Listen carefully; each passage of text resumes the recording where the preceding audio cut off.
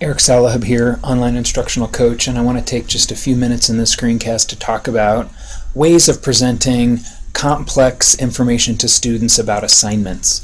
This example is provided by April Lewandowski, who agreed at my request to share this with everyone, just because I thought she had an interesting take on a text-heavy assignment description that's a complex paper assignment. And so I know a lot of us in online classes, we have, I don't know, discussion assignments or papers or projects, and we want to make sure we give students a thorough amount of information because we won't be there to answer questions as easily.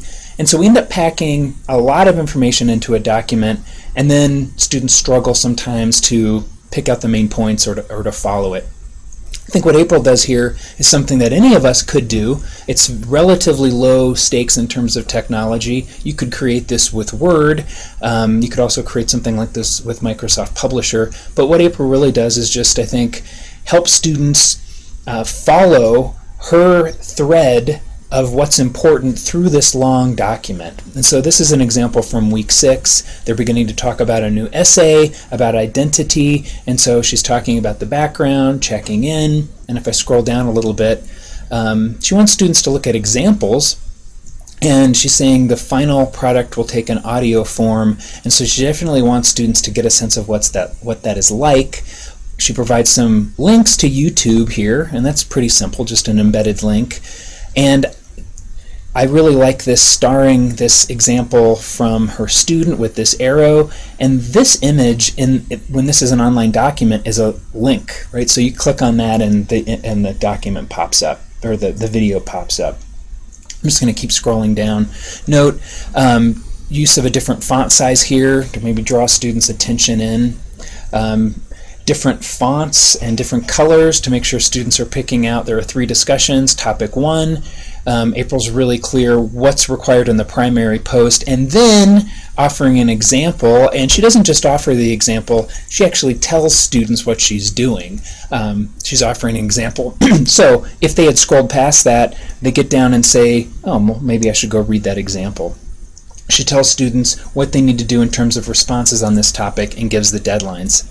Topic 2, right, its own set of here's what the first post is and a video link embedded so they can watch and learn about that.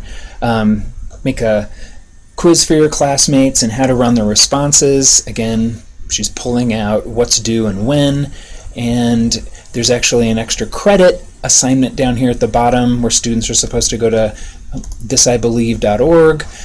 Some more embedded links here. She's providing examples again. There's actually a checklist here. What are they supposed to do at the end? If they've read this, they should know they should have read the assignment, watch the video examples, take part in 3 discussions, and take a quiz. Again, I don't think this is rocket science, although since I asked April to share it, I really think it's pretty cool. I'm not sure this is the only way or the best way, but I really like this example, and since several people have asked me about ways of presenting complex information to students, I wanted to share. I think if you wanted to talk more about this, certainly contact me, or send April Lewandowski an email, and if nothing else, just tell her how cool her assignment is. I'll end by saying I think April is expecting students to do a very sophisticated set of discussions here, and to the extent that she wants students to live up to those expectations, I think she's definitely taking the time to help students succeed by presenting information to help them know exactly what they need to do during the week. Thanks a lot.